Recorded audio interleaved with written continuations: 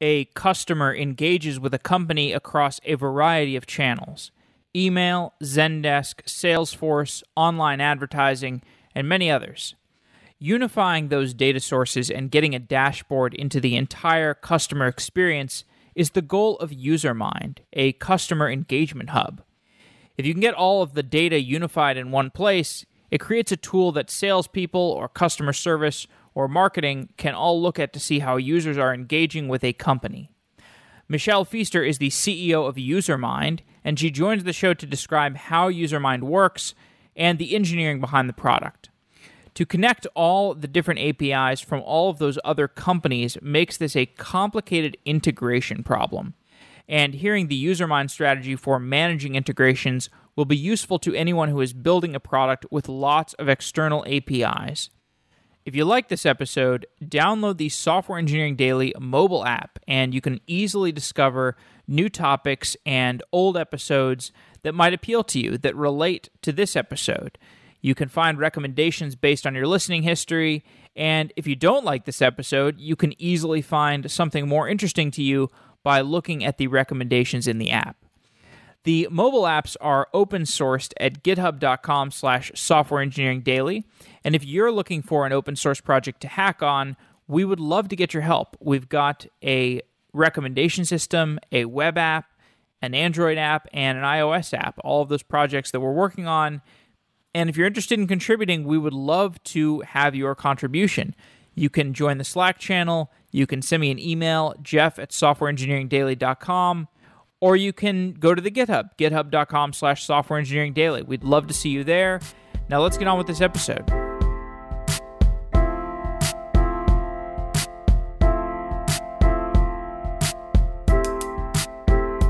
Spring Framework gives developers an environment for building cloud-native projects.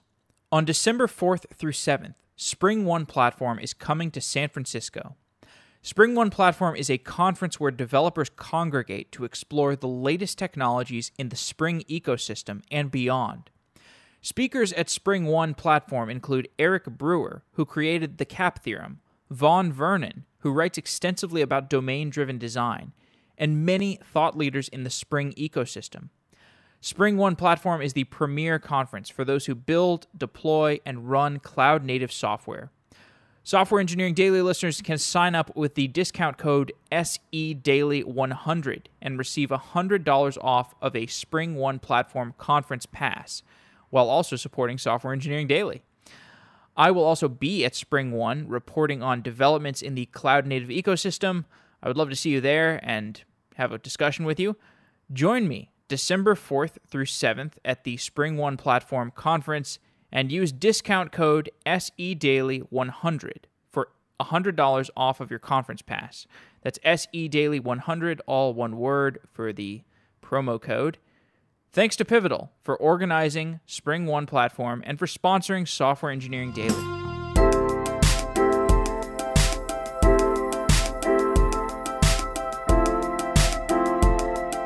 Michel Feaster is the CEO of Usermind. Michel, welcome to Software Engineering Daily.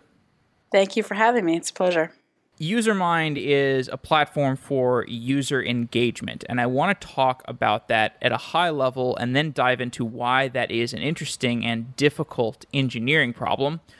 What are the ways that a user or a customer is going to engage with a company that they're doing business with? Well, when you think about it, all of us have become, we don't even think about how omnichannel the world is. So we engage through, mobile and web apps. We engage through our phone. We engage through social, all of the social channels, right? Twitter and Facebook and, LinkedIn, et cetera. And, potentially we go into physical locations, right? Think about the Amazon acquisition of Whole Foods, right? The line between digital and physical is becoming broad and blurring. So really when you think about you or I engaging with any company, we have all of these individual channels that we may be receiving information or sharing information or interacting to get a business outcome. And I think the future of really differentiation in companies is being great at that. And startups, if you look at kind of somebody like Usermind, The reason we can disrupt big companies is that it's really, really difficult for big companies to essentially deliver kind of world-class experience because they have so much legacy technology, legacy kind of org structures. And so I think not only has the breadth and plethora of the way you and I engage companies just changed dramatically in the last 15 years, but the amount of startups and the amount of kind of innovation and disruption, I think, is creating this literally it's like companies are navigating between Scylla and Charybdis. On the one hand, you've got this kind of new customer expectation and explosion of channels. And on the other hand, you've got these startups coming at you to disrupt your company. And so how do you navigate between those two realities when you have, legacy infrastructure, legacy organizational structures, and legacy technology? I think it's a central challenge for companies over the next 10 years. So when you see a customer and they are engaging with, let's say, a company like Amazon on Twitter and Facebook, and maybe they're some sort of ticketing system, and they're talking to the customer service representative, and then they're placing orders, and then they're also being served ads. There's a multitude of data sources that feed into the relationship between the customer and the business that they're dealing with. How do you even begin to approach that when it's like an end-to-end, it's just a lot of different relationships? Yeah, no, I think you hit on the central word. So I think that the mega shift in buying is really distilled down into the shift from transactional buying to relationship engagement. And there's a lot of implications of that, right? So one, clearly, when I engage in each channel, my data is going and being collected into all of these different siloed systems and teams. Think about how companies grew up. Marketing adopted a whole set of technology to engage you and I, and they're listening on all these channels, but the information about you and I is being, kind of funneled into siloed applications. Likewise, sales is collecting data about their engagements with us. So is the call center. The mobile app probably has instrumentation to collect our geography and collect our click interactions. But fundamentally, there's a very hard technology problem that's emerged there. And when you think about the idea of a relationship, how would you put a relationship front and center to your interaction with you or I? There's two core pieces of that. One, you want to actually have context on all the history. You want to have somewhere you can go that has every piece of data about my historical interaction. Because to be honest, if you know how I've historically interacted, that actually has an impact to how you might engage me in the future. Simple examples, right? I prefer SMS. Maybe you like email, I'm on social and you're not, I like the call center, you don't. So there's so much that we can do if we can understand and kind of mine and connect all that data. So that's kind of technology problem one. And the second technology problem is it's a technology term called orchestration, but the idea is that in real time, you want to be able to kind of send user actions to some system.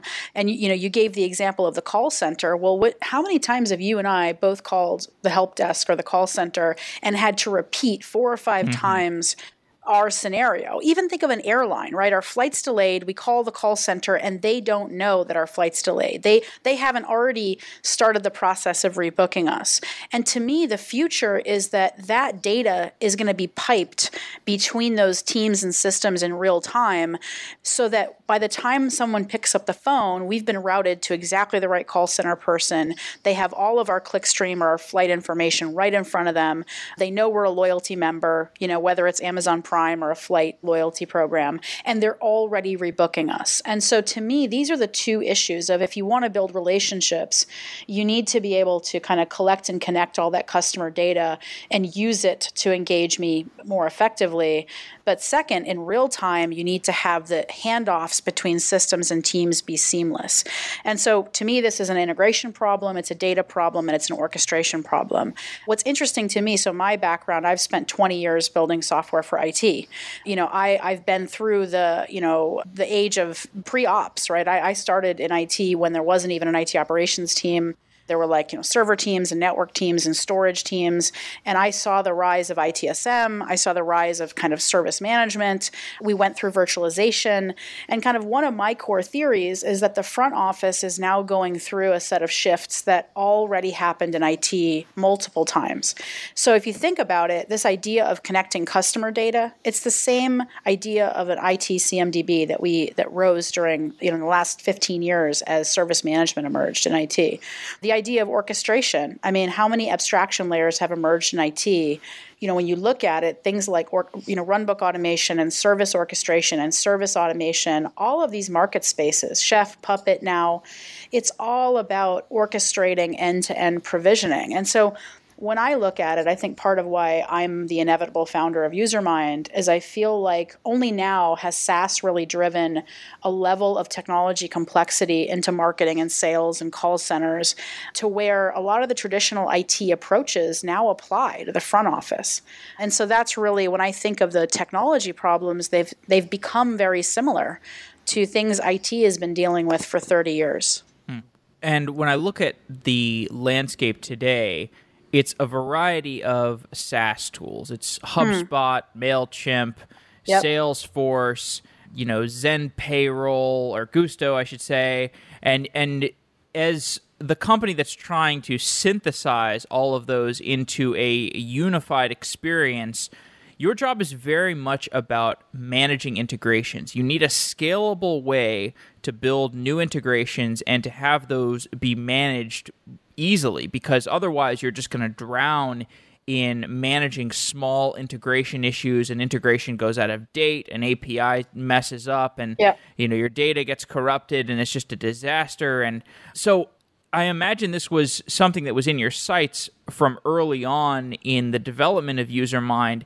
How did you architect a scalable way for dealing with these individual? And by the way, so I just mentioned SaaS tools, but you've also got legacy and on-prem adapters, right? Think SAP, legacy and on-prem, and not to mention databases like Redshift or other databases as a service things. You just got every kind of thing that you're trying to plug in and connect together. So how do you architect the integration strategy? Yeah, so when I started the company, one of the central, a lot of software is timing, as you know, right? It's timing and kind of technology. And when I look at integration, one of the fundamental things that happened, so I kind of think most things are a logical chain. One, everything's moved to SaaS, therefore everything has become subscription, right? The business model shift. That to me is what's driven API ubiquity. So first of all, Usermind started at a time when not only is SaaS ubiquitous in enterprises, which it wasn't even 10 years ago, right? You couldn't have built our product or our service, but APIs are ubiquitous. And to me, one of the most powerful things about an API is that it actually converges what have been historically separate integration markets. So when I started the company and I was, starting to interview marketing and sales operations folks, trying to understand the business pain, right? Not just the technology challenges. I did a lot of research on the history of kind of the integration markets. And historically, there have been very walled gardens. There's been an ETL market, right? Informatica, became a huge company solving the problem of moving data, right? There were BPM companies. There were EAI companies, right? You think of like Tibcos and buses. And in the modern age, when you build an integration to an API, you can actually do all three. So that's the first premise of our platform, is when we connect to systems, our integrations are fully bidirectional, and they both collect the data as well as trigger action on the API. So in Usermind, we try to think about what do people want to do with modern architecture as opposed to kind of using the historical approach people have taken for the way they've connected to those APIs. Then there's two second things I think we've done that are unique and correct. So on the platform side, you already hit on it, but there's technology challenges, right? There's throttling, there's retries. A lot of these APIs are not always available. So it's pretty fascinating that, even though Salesforce is, this incredible company and is, dominant really in the enterprise, the majority of my customers are using it in some way, their API actually is sometimes unavailable. And so when you think about this world of kind of modern services, your integration approach has to be, the platform architecture has to work with microservices and be designed to handle, unavailable services, retry, throttling. In fact, another Salesforce example is not all of their APIs are equal. Leads and opportunities actually have a very high-performing API. Tasks in Salesforce is very slow. So we kind of thought a lot about just the core architecture, if that makes sense to you, of the platform, and kind of how to just handle the world of services. The second thing I think we did that we got really right, far righter than we had any reason to, is in our interviews, one of the central challenges we heard was customization. So when you go talk to somebody or look at their Salesforce implementation, there are no two Salesforce implementations alike, right? There's a reason why for every dollar spent on Salesforce ACV, you're still spending $3 to $4 with a services company configuring the software.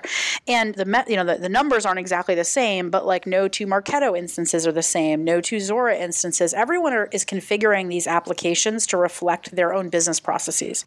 So the real challenge of integration is not so much versioning. That's actually fairly simple in a modern architecture. It's handling customization. And what I mean by that is, in the old days, you built adapters, and then developers were needed to extend the adapters to be aware of custom objects. So the way that we actually approach this is we first, when we build connectors, we actually build a metadata ingest. And so we ask the system, give us all your customizations. And that literally, that's been our strategy from the beginning. So probably the central thing we did that was unique in the adapter architecture is to basically eliminate the need for engineering around customizations. And we can then refresh that metadata. So like one of my second customers I got live, every 2 months would put a new app on Salesforce, and that app would generate a bunch of custom objects. And so it's not just about, the initial set of customizations, it's managing the ongoing change of all those systems.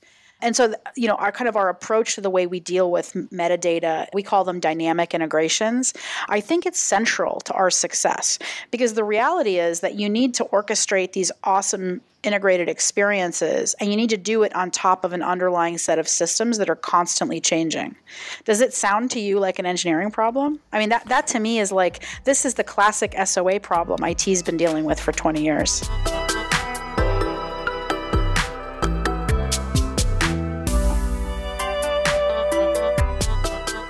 DigitalOcean Spaces gives you simple object storage with a beautiful user interface. You need an easy way to host objects like images and videos. Your users need to upload objects like PDFs and music files. DigitalOcean built Spaces because every application uses object storage. Spaces simplifies object storage with automatic scalability, reliability, and low cost. But the user interface takes it over the top. I've built a lot of web applications, and I always use some kind of object storage. The other object storage dashboards that I've used are confusing, they're painful, and they feel like they were built 10 years ago. DigitalOcean Spaces is modern object storage with a modern UI that you will love to use. It's like the UI for Dropbox, but with the pricing of a raw object storage. I almost want to use it like a consumer product. To try DigitalOcean Spaces, go to do.co/sedaily and get 2 months of Spaces plus a $10 credit to use on any other DigitalOcean products. You get this credit even if you have been with DigitalOcean for a while. You can spend it on Spaces or you can spend it on anything else in DigitalOcean, and it's a nice added bonus just for trying out Spaces. The pricing is simple. $5 per month, which includes 250 gigabytes of storage and 1 terabyte of outbound bandwidth. There are no costs per request, and additional storage is priced at the lowest rate available, just 1 cent per gigabyte transferred and 2 cents per gigabyte stored. There won't be any surprises on your bill. DigitalOcean simplifies the cloud. They look for every opportunity to remove friction from a developer's experience. I'm already using DigitalOcean Spaces to host music and video files for a product that I'm building, and I love it. I think you will too. Check it out at do.co/sedaily and get that free $10 credit in addition to 2 months of Spaces for free. That's do.co/sedaily. Help me understand, to what degree do you need to store data from these integrations? So if I'm some company and I'm plugging into Usermind, and I'm right now I'm integrating with my HubSpot and my MailChimp and my Salesforce and my Slack. I'm doing all these. I'm plugging in all these integrations. Is Usermind going to pull data from all those places and store it in a cache that makes it easier to synthesize and do stuff with, or do you just make requests ad hoc when that data is needed? Yeah, so that's an awesome question. So the answer is a little of both. We offer two products. So when we sell Usermind, we sell our orchestration product and we sell a data platform product.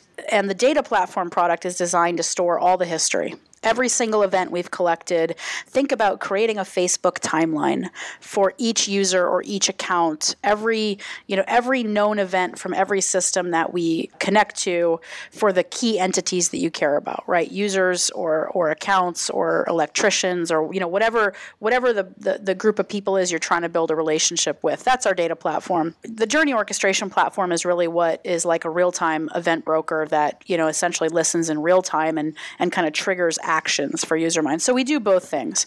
Now, that being said, there is a deep relationship with them. So it's interesting. My perspective is that the future is data-driven workflows. Like the old architecture of SaaS applications has been, we basically have a giant database. Like look at Salesforce. Salesforce is workflows that are stored in a database. And most applications that we interact with are still working in that architecture. I think the future of applications is much more data-driven outreach. I mean, I think that's why the LinkedIn acquisition was so strategic to Microsoft, is they're trying to leapfrog Salesforce to kind of the next gen of data-driven CRM. And so my theory is that, you don't have to have all the data. But if you tightly couple the data platform to an action engine, that is the future. So as AI and machine learning becomes more and more ubiquitous, as we kind of figure out how to apply it in really specific ways to help the business, ideally what you end up with is a closed loop platform where you've got this historical data that surfaces models to us. The models then can be published into the Journey engine and the orchestration engine and operationalized in real time. And then the results of those models can be fed back into the data platform. So I kind of gave you a long answer to a straightforward question. And we have customers that do one or the other. Some of our customers, really are very focused on solving the real-time orchestration problem. They'll say, hey, Michelle, we've got a data store, we've got a data warehouse. Let's focus on real-time customer engagement, real-time passenger engagement, right? Real-time retail buyer engagement. And in that case, we simply focus with them on that problem. And we have customers who say, no, we're not ready for orchestration. Our data is not mature, right? And we might focus with them on getting their data platform put together. So we try to meet customers where they're at in their maturity, if that makes sense to you. Mm-hmm. And in the customer onboarding process, do you take a pretty white glove approach at this point because you want to just make sure that they have a really good and tightly integrated experience? Yeah, so my customers kind of fall into two buckets. One is kind of big, classic, hardcore enterprise companies, and we're extremely white glove with them for a lot of reasons. One, they often have bespoke systems, so we're building integration adapters to homegrown systems for them. But there's a lot of organizational complexity, and my experience has been that I think of our company as a category creation activity, meaning people don't walk out there today and say, hey, I want a customer engagement hub. They're not Googling the category the same way they know marketing automation. And when you're doing that, I think your early customers are visionaries, and what you're trying to do is build organizational awareness. So in our enterprise customers, it's white glove because we want to not only get the software implemented, but enable and engage a broad array of stakeholders. Like one of my early customers is a company called Schneider Electric. And if you look at it, we work with IT there. We have 4 to 5 people in IT who work with us. We have many people in their partner business unit and many people in marketing. So now, literally, they've been with me for 18 months, but, now if you look at it, there's just for a single journey, we have probably 25 people, this kind of partner engagement journey, right? They sell through electricians, their electric devices. And think about that, 25 people working with us to optimize that partner experience. And that takes time, right? So definitely in the enterprise white glove. We also sell to SaaS companies, right? Tech early adopters, people like us. And those companies generally want to get their hands on the software and do it themselves. And so we onboard them, but they generally are kind of chomping at the bit and saying, yeah, we'll take training, but like really what we want to do is just growth hack our way, right? So because they could figure it out. They can. They're really technical. By the way, the organizational complexity is so much less, right? You go to a startup and you're dealing with marketing and sales ops, and they're probably one level away from the CMO and VP of sales, and just so or they're all the same person. Or they're all the same person, yeah. In some of our startups, actually, we're seeing a trend where they're collapsing marketing and sales ops into a single role. And then we have one stakeholder. And that person just says to us, yeah, got it. We got everything connected. We've got the data there. We're just going to go, hard, building journeys, running experiments, right, building rules. Get out of our way. So we try to tailor our engagement to the customer segment, right? What will make them successful. Mm-hmm. And so I'd like to run through an example or two of how Usermind gets used by an employee who's engaging with it at a company, and there's a customer that's engaging, or I think a better place to start might be the idea of a sales lead. I think identifying good sales leads or being able to sift through your potential leads is an infinitely hard problem. And I know this from personal experience because I've just been selling podcast ads for a couple of years now, and it's such a hard problem. And I imagine it's quite similar to selling a complex software product. So describe how somebody in a SaaS organization where they're selling some kind of complex piece of software and there's it's a multi-stage process. It's not like you get on one phone call and you sell it quite easily. It's a multi-stage process, and there's multiple different tools that they're going to use throughout the process. They're using a CRM like HubSpot. Maybe they're communicating with Slack somehow. Maybe they got absolutely ad tech that's running. They're running ads to try to market to the particular sales lead. How does Usermind factor into that equation?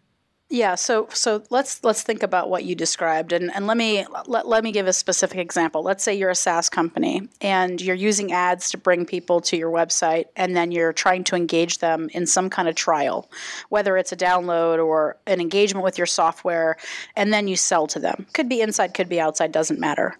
When you think about that, right, to your point, that's tons of different systems. So there's ad data. You probably have Google Analytics or Adobe tracking my web interactions. You've got data in HubSpot. You have data in, maybe Slack. You have, a call, some kind of customer success, Zendesk or Service Cloud, right? So the first thing that we do is we would connect to all those systems where you're interacting with the customer. And that means we're going to connect to, AdRoll and Google Analytics, and we're going to connect to GoToWebinar, and we're going to connect to HubSpot and Zendesk, and we're going to map all the data together. And in this example I'm describing to you, we're actually collecting anonymous data, right? A user who is not yet named. Think about we technically that would be like a device graph, a cookie graph, right? And then we have a named graph where I now have got your email and I'm interacting with you across all these systems.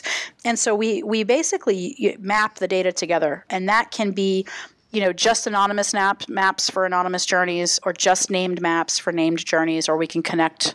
As you transition, we can say, Michelle went through that, HubSpot form, and now we know that cookie is actually michelle.feaster@gmail.com, if that makes sense. So mapping is the first way that we add value to customers, is we're actually connecting the data together. I mentioned that Facebook timeline, and now I can look at the Usermind data platform and say, well, Michelle really did these 7 things before. She watched this video and she read this white paper, and then she used this form on HubSpot.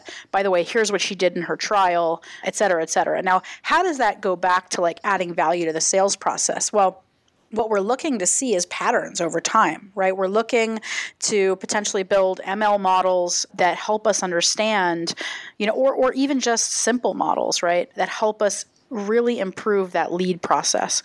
And so I'll give kind of like just a simple example. So let's think about that I go back to that trial problem or that anonymous web interaction problem. Quite often, that data is not fed into your lead scoring model because the systems aren't connected. Or how many times have we heard like, hey, I've got my Mixpanel data and it doesn't feed into Salesforce. I can't detect shopping cart abandonment. So what we're then looking to do, once we've mapped the data and we say, oh, wow, one, here are the drop-off points, right? Your shopping cart abandonment conversions are terrible, or your shopping cart conversion's terrible. We have a lot of abandons. We then move into orchestration and we say, okay, these are the 3 areas we think are going to really help you improve. One, we're going to automate some kind of shopping cart abandonment engagement. For SMBs, we're going to send you an email notification with the promotion to come back and buy. For big accounts, we're going to actually create a task in Salesforce, or maybe we're going to take that usage data on the trial and we're going to use it to enrich lead scoring. So if, a user does 5 or 6 things that we think correlate very highly with buying, we're going to fast track you into an op or, move you to a hot lead or accelerate you into the SDRs. Likewise, if we see patterns in like, hey, the people who get to the form have usually watched a webinar and had a white paper, we're going to use that to do ad retargeting. So if we see that, somebody's watch the webinar, we're going to try and retarget them with the white paper because we know that that's the pattern. And so really, it all starts with connect the data. You analyze the data to find these kind of insights, right? Places where you're either losing people or patterns that indicate they're moving forward. And then we use the orchestration engine to operationalize those situations, because one of the things I found is what's happening is people just walk in every day and log into those tools reactively, right? And so really what we want is the data should drive the engagement. And that goes back to my point about why do you want a data platform coupled to a workflow engine, is you want to say, gosh, I didn't just see a pattern around shopping cart abandonment, or I didn't just see a pattern around form conversion, right? I want to operationalize my response to that. Does that make sense to you? Did that help kind of clarify what we do? No, it does make sense. So, do I have to do much intervention there? So if I'm a salesperson and let's say I've closed 5 deals, like I started at the company a month ago, and over that month I closed 5 deals, and in one of them, a certain pattern of phone calls and emails and ads that were targeted at the user, and maybe a white paper that was delivered to the user somehow, maybe that was what led to the final closing of the deal. And in the next one, it was just like 5 emails. And then in the next one, there was a phone call and 3 emails. So how big of a data set do you need to gather to be able to start identifying like what are the most important facets of that sales cycle? Yeah, so generally we're a pretty unintrusive system in the sense that like we don't generally work with the individual reps directly. We're working with the ops teams. And so we would be sitting with the sales ops teams and saying, here's what we see in the data. And by the way, it might be us doing it for them, building these models, or they might be doing it, right? We talked about that earlier. And so what then happens is once you build, you basically put that rule in place that said, hey, anytime we see these 3 things, create a task for the rep. That rep just gets the tasks, right? And that bumps the leads to the top of their queue. So all they know is that the order of their work is changing. And so part of our core approach is that we don't want to change the tools that the various teams are working in. We want to amplify them, right? And just make them more effective by applying intelligence in the background. Does that make sense? Mm-hmm. Yeah, certainly. So tell me about designing the UI for this, because I've worked with several different CRMs. I guess Usermind isn't I don't know if you want to call it a CRM, but bears some resemblance to some of the aspects of a CRM, I think. Yeah. How do you avoid the UI becoming something that is like slow and stagnated and just problematic? Because I think of a lot of these things that have a lot of integrations and a lot of different data sources, these things that are CRMs or they resemble CRMs in some way, they have a tendency to degrade over time. So how do you avoid that? Yeah, it's funny. So when I founded the company, I was so convinced that enterprise is being consumerized. And, there's a whole class of enterprise software companies that are going to be eliminated because they can't actually cross this chasm of delivering a consumer experience, whether it's because their technology's old or because the design isn't emphasized, or just to your point, like they kind of crumble under the weight of the number of features they have to manage. So I'm totally with you on that one. So literally, I remember when we were starting the company, it was myself and my co-founder. We hired 2 devs, and we wouldn't hire any more devs till we got a designer. And we actually recruited a very, very good designer here out of a consumer business. In fact, he did the early Alaska Airlines app and just super phenomenal. And I think, for the first 2 years, that was a big part of our focus is kind of 2 core things. One, how do you just deliver this, like the feel of a consumer experience in an enterprise app? And I don't know quite how to put my finger on it, but I think we know it when we see it. So I spent a lot of time on that. And some of that is just how do you order the navs? How do you provide only enough data? There's a lot of focus on click minimization as opposed to, enterprise apps tend to have click proliferation. So we put a huge amount of effort onto just the core design, both, and in our service, basically you're doing 3 core things. You're kind of connecting systems and mapping the data together. You're analyzing the information and kind of seeing insights, and then you're building these journeys, right? That's kind of the 3 core areas. So, we put a lot of focus on just the pure design. I think the other thing we really did is we took a lot of best practices from IDEs. So my theory basically is we're building tooling from IT, but we're making it accessible to business users. And so one of the central concepts of our service is that it should act like an IDE while not feeling like one. And a simple example is, when you build rules in Usermind, you're building these journeys. The rules engine is coupled with the data platform, so we have total autocomplete. So if you want to build a rule on Salesforce, you just, you say if you select the Salesforce icon and we give you the entire schema. If lead status is blah, it's all fully guided. And so that we just tried to really focus on a few core experiences and making them as simple as we possibly could. And really there's like 2 core things that are complicated we've made simple: mapping and kind of orchestration creation. And so I don't know that I have a silver bullet, but it's definitely been a very, very big emphasis for us because we want to reinvent. MuleSoft has built a tremendous business, selling to IT, selling to developers. We think that orchestration and experimentation is for the front office. It's for analysts and marketers and sales ops and marketing operations. And those people need a development environment tailored to them.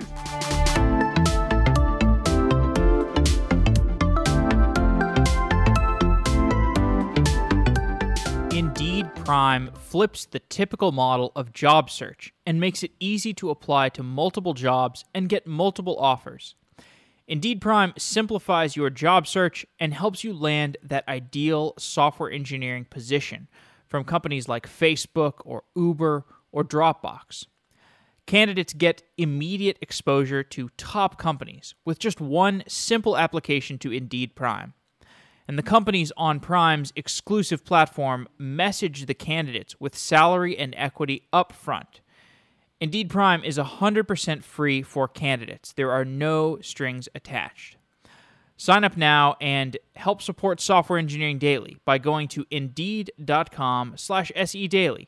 That's Indeed.com/SEDaily if you're looking for a job and want a simpler job search experience. You can also put money in your pocket by referring your friends and colleagues. Refer a software engineer to the platform and get $200 when they get contacted by a company, and $2,000 when they accept a job through Prime. You can learn more about this at Indeed.com/prime/referral. That's Indeed.com/prime/referral for the Indeed referral program. Thanks to Indeed for being a continued sponsor of Software Engineering Daily.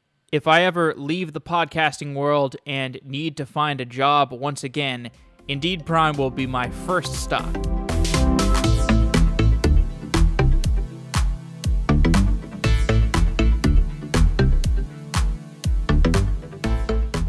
Dig deeper into that term orchestration. What does that mean in your context, and how do you build a good orchestration system? Yeah, so orchestration to me, the simplest analogy is it's kind of a term that the architecture usually looks more like a service, looks like a service bus. But the idea of orchestration is that you're not executing a linear flow. So traditional workflow engines, you have an entry condition, and then you kind of have logic that just branches. It's if then, it branches, right? It loops and it ends.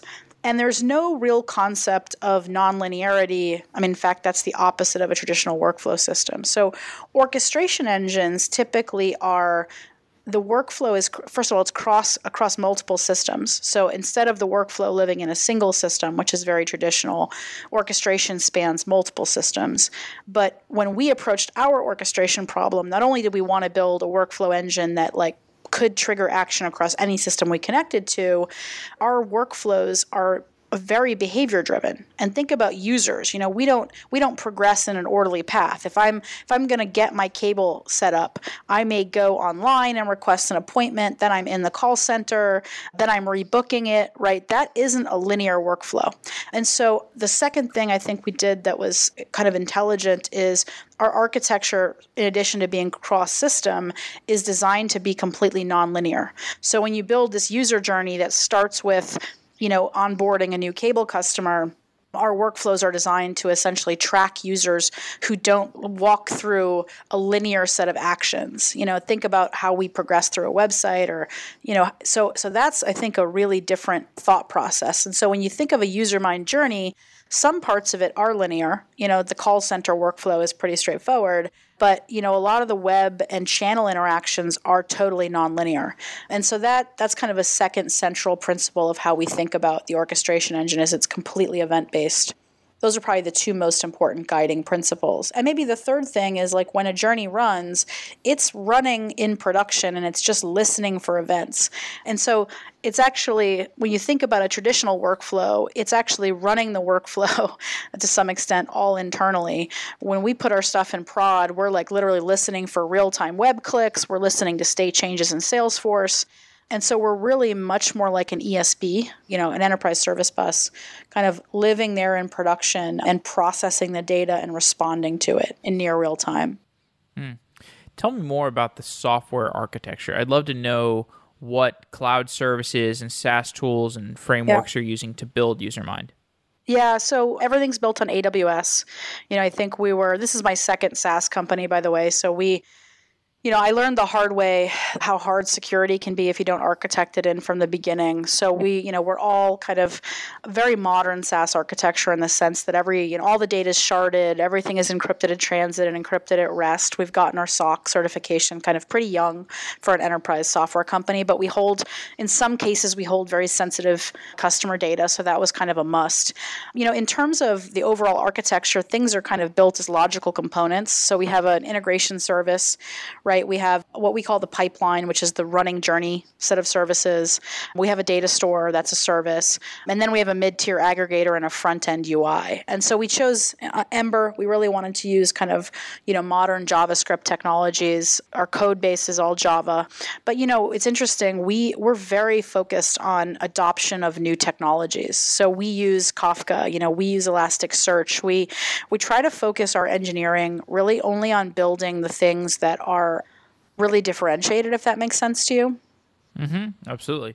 And then I don't know what everyone else has experienced, but we obsolete tech much faster than I've ever seen. And what I mean by that is, I started my career with on-prem software, and the architecture didn't evolve that fast. And even in my last startup, Aptio, we built our own stuff and we hosted it. But, it's amazing to me, when we started the company, we used some pieces of AWS now that we've obsoleted for new AWS services. So I feel like actually it's one of the things that's been really fascinating to me. And I'm the product founder, I'm not the technical founder, but the pace of change of the underlying web service infrastructure is dramatically accelerating. And I actually think companies that get good at that really obsoleting even core pieces of their own stack faster and faster, we'll gain huge advantage. And so that's kind of one of the principles that we use. I'm trying to think what else I can tell you about the tech stack. It's all continuous delivery. So, unlike what I grew up with, we basically push to prod on a continuous basis. We are Scrum, so we have 2-week sprints, but, that's really more for us to focus, right?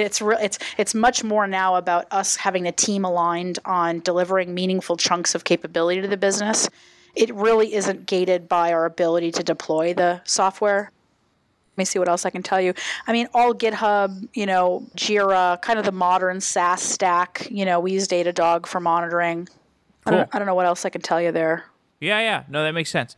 So tell me a little bit about the sales process, because this is obviously a useful product.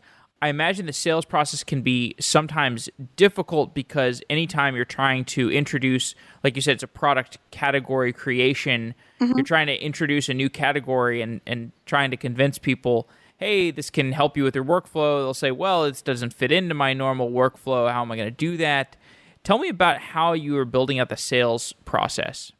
Yeah, great enterprise software companies that I've been part of usually have really unique, distinct engineering IP, and they have distinct sales IP. So, I think you hit on something really important. Our deals are direct, so we have bag-carrying reps in the field who work with their pre-sales team, right? It seems like a little, even though our engineering architecture is modern, I think our go-to-market motion is pretty classic enterprise. We benefit a lot, by the way, from the Andreessen EBC. So I don't know, how many founders listen to this podcast, but, they have this market development arm where they bring, C-level execs into their, enterprise briefing center, and, the portfolio companies get a chance to pitch. A very significant amount of our enterprise opportunities come from that channel. 30 to 40% of our deals. And a part of it is, I think that visionary enterprise companies want to see tech earlier. They're going through the same thing we are. They're realizing that if they wait for Gartner to write a magic quadrant and everyone's using the technology, that they've kind of missed their window to differentiate. So I think many, many enterprises are starting to collaborate with the VC community very closely. And so, our strategy in our sales organization is, how do we find early cloud adopters? So our best buyers are companies that leaned in on SaaS, right? Because if they're laggards, they're probably not the best candidates for us. They're not going to adopt us either. So that's kind of one characteristic. Second, we look for IT being very closely involved in business transformation. So the initiatives that our enterprises are generally executing are digital transformation, mobilization, right? Trying to really drive mobile adoption. If you're a bank or kind of an insurance company, we definitely look for customer experience. Although within that, we really are looking for people who are focused on these customer journeys. So if companies have those initiatives and they're early SaaS adopters, really, really good for us. But, the third thing we need is we always need a very senior sponsor. So we need a visionary who says, wow, I get it. I get that we need to be in this to-be state, and I'm going to take a bet on a startup like Usermind to help us leapfrog our competition. And so when you look at kind of our motion, our selling motion, usually this is what categories look like when we're early. We're looking for the confluence of those three things, right? They're culturally early adopters of technology. They have an enterprise initiative that lends itself to the problems that we solve, and we find an executive sponsor who wants to break glass in their company and is looking for technology like us to enable that transition. That's probably the confluence.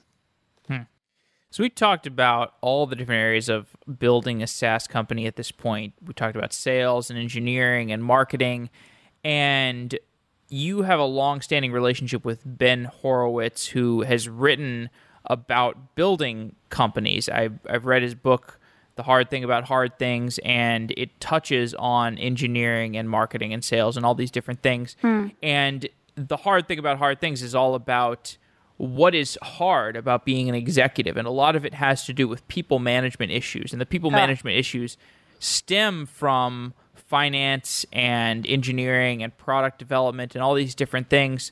I really like that book. I've read it a couple times, and I know since you've worked with him in the past, because when you were at HP acquired his company Opsware, and so you've worked with him since then. Now he's an investor in your company, and I would love to know how much of his book you have found to be personally true and how much of it has applied to your process of building Usermind.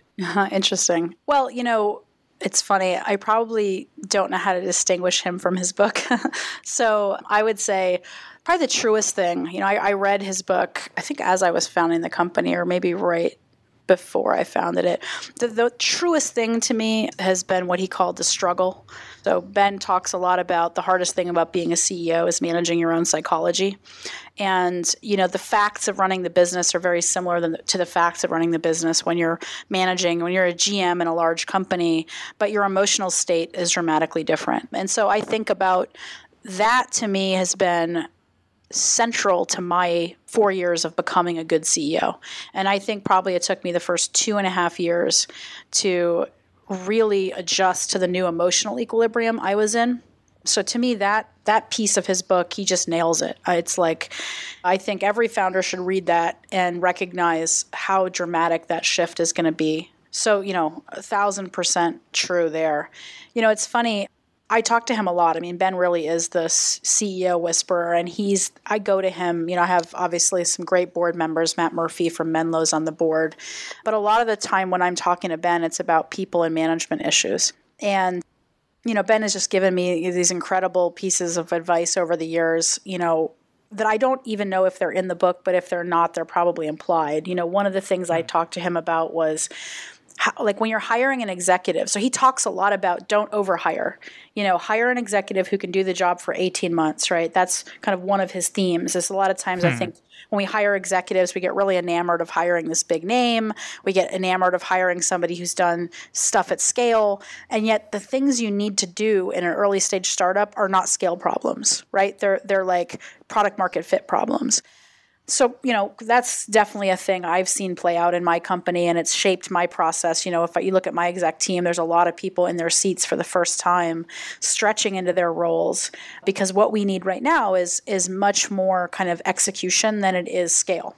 So that's another example. But, one of the things he said to me is, because I asked him, how do you know you've made a good hire? So I don't know if this nugget made the book, but if it didn't, it should have. He said to me something which, I love Ben because it's always so simple. He said, very simple, Michelle. Ask yourself 30 days in, are you getting leverage from your executive? And if you're not getting leverage, you've made a wrong hire. And I know that sounds really simple, and it's the clearest articulation to me of really true, because great hires give you leverage. People should know more than you about their function. You're the CEO, right? So by definition, they should know more. But it isn't just knowing more. They should give you leverage in running the company. And I have used that in every exec hire I've made since to assess 30 to 45 days in, how are we? And it isn't culture fit, and it isn't immediate execution results. It's personally, do I now get leverage? And I think it's one of the tightest lenses and clearest things as a CEO. And to me, that's Ben's superpower, is he takes these incredibly complicated topics and he just distills them into, it's the struggle, it's leverage, And for me, that mental simplicity has just been invaluable, because I feel like, sorry. Is it any amount of leverage, or is there some minimal amount of leverage that your hire has to provide in order to be worth it? I think it's real leverage is what he's saying. Real leverage, right? You got to get real leverage. You got to get lift. And every single one of the people who has, been successful here has given me that. And it's different for each person, right? It's not the same exact thing, but it's like an incredibly simplifying question. To me, that's one of the things I admire most about Ben, is he provides this incredibly simplifying tools, right? The whole idea of the struggle is to get you really realizing and compassionate to yourself, and realizing as a CEO you have to grapple with this. But I mean, the struggle is an incredibly simplifying description, right? So that psychological calibration that you had to make in the early years of the company, yeah. Do you have any suggestions for how to make that or how to expedite that? Boy, I think it's probably different from everyone. I mean, I did shoot everything. I mean, I got therapists. I went and got some therapists. I was like, gosh, I need someone to talk to. I also have a number of CEOs that I talk to, a couple people locally who I brainstorm with. I definitely, I joined YPO, which is another kind of group that you can kind of find peers. I think, just finding people you can really talk to truthfully. Because the challenge of being a CEO is not only are you in the struggle, but you really can't expose that to the majority of people in the company. And so, for me, I think, certainly one thing was just, knowing that that's what was happening was helpful. But, some of it is just making enough decisions. I think, Ben talks about this job of being a CEO is an unnatural job, and there's no training really for it. And so I think a part of it is you just need enough at bats, right? I think some of it is like you manage through the struggle and make enough big decisions that go right or wrong, and you develop more clarity in your style and how are you going to approach things? How are you going to be a CEO? We're partnering with Indeed Prime to give you some tips on thriving in the modern work environment. Today's tip is about launching a startup or a side business, particularly while you are already employed by somebody else. So why is this important? Well, I think there's a lot of people who have aspirations towards entrepreneurship, but maybe they've got a family to feed, maybe they've got student debts to pay off, and also they've got a hunger to continue working outside of the 8-hour workday. So they've got some excess time, they've got a desire to start a business, and so they want to start a side business. So what are the steps to actually starting a side business or a startup on the side? Well, first you have to have an idea. Where do you get ideas? Well, there's solutions for problems that you see everywhere. So identify the problems that you see in the world. Identify the things that you can solve. What are the things that need solving? What are the things that you need solved in your life? Those products that will help people, those are what make for a great business. And you can also get a lot of ideas just by reading lots of material. Read articles, read books, read lots of stuff, and try to evaluate the world with an open mind. And then make sure that once you have an idea for a product, make sure that the market needs that product and wants your product. Of course, the classic Y Combinator advice is to make something that people want, and it's even better if you are the person that wants that product. If you are your customer, that's a great way to get started. You can also validate if people will pay for your product by simply doing sales. You can get a letter of intent if you say, hey, I'm going to go build this analytics for snakeskin, and you want to sell it to all the people, I think they're called herpetologists, who raise snakes. You want to build an analytics platform for snakeskin. So if you call all those herpetologists and say, hey, I want to build this thing for snakeskin, are you willing to pay for this? And they say yes, you can say, okay, great. Here's a letter of intent. Will you just sign this and say that you're willing to pay for it? It doesn't guarantee that you're going to pay for it, but if you get 15 letter of intents from herpetologists who will each pay $1,000 a month, then that's a great business. So that's one way to validate it. You can decide, if you want to go at it alone or if you want to build a team. And you can do that even when you're still at a company. You can reach out to your friends, or maybe you're at school and you can, reach out to your fellow students and you can say, hey, I've got an idea for this thing. And if you paint a good picture, it'll inspire other people to join you. And it's much more fun to build something with other people than it is to build it on your own. You can also look at a marketing plan, build a marketing plan before you even build the product. Sometimes there are markets where there are lots of competing products, and then the one that stands out is the one with the most effective marketing strategy. I know that's probably not a popular thing to say to an audience of all software engineers, but oftentimes the product that wins is not the one that is the best engineered. It is the one with the best marketing strategy, and there is such a thing as innovative marketing. Marketing is really challenging if you really get into it, especially in a competitive market. So maybe your key innovation is your marketing strategy. Maybe you're just copying another product. if you've got a really, really good idea, you could just build it and see if people come with minimal marketing. But marketing can be pretty core. There's something new called Stripe Atlas. So if you want to start a business, you can use this thing called Stripe Atlas, which is part of Stripe. And you pay $500, and at least that was the cost when I used it. And they help you incorporate, they help you get started with a lot of the legalese, and they help you get set up with a bank account. A lot of the things that intimidate people from starting a business, Stripe Atlas is really helpful with. So if you are a little intimidated by the legality and whatnot, try out Stripe Atlas. We'll be doing a show on that soon. And then once you have a little bit of a product going, you obviously want to test that product. You want to get user feedback. You want to start to make improvements and get a feedback cycle. And make sure to launch at some point. Like, work yourself up to a place where your product is good enough where you can say, I'm going to launch this. I'm going to get it out into the hands of people. I'm going to tell all my friends. I'm going to send out to my email list. And then, you figure out how to get users. You figure out how to fundraise. That's, for an entirely different podcast. But just to wrap things up, I really encourage people who have aspirations toward entrepreneurship to build a side business, even if you are already at a company. It's a lot of fun, and I think it challenges you and maybe can train you to be confident enough to go out on your own and not work for somebody and have your own business. But until then, if you are looking for a job, check out Indeed Prime. You can go to Indeed.com/SEDaily. And Indeed Prime helps you find the job of your dreams. You can find out more at Indeed.com/SEDaily. Thanks to Indeed for sponsoring these tips and for being a longtime sponsor of Software Engineering Daily. Wow.